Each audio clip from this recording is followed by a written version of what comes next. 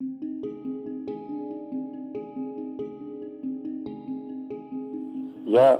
жил в Сходней Белоруссии, Калиушачи, у каких-то 2 километрах от границы с Польшей.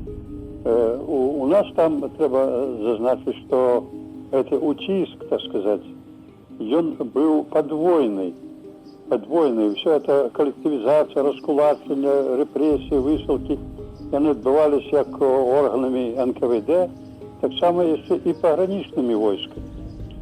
И поэтому я недзе, может быть, годов 10-12 уже чув человечий плач, стогон, размову мужиков.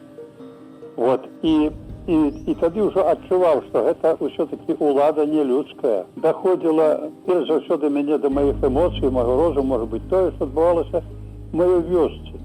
А так само в местечку, у моей школе, коли моих наставников, так сказать, арестовывали, знищали, директора, памятаю, посадили, вот, который мне неколи еще гамашек купил, бо босый был.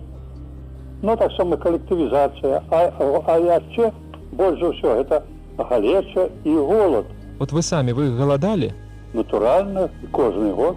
А что у вас было дома? Была корова, была дома. Вот она рятовала, але ж знову ж треба ж було здати і молоко, і м'ясо, і масло, і яйки, і ще пазики різні.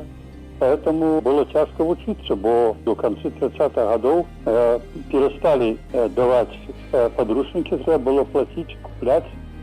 А на подручники навіть грош не было. Что для вас было самым смачным почастунком вот у детинстве? То те присмаки, которые звичайно бывают у селянской хате, это там молоко, творог, сметана. С крамы вы имели что-нибудь у хати? Все абсолютно. Что можно было иметь с крам?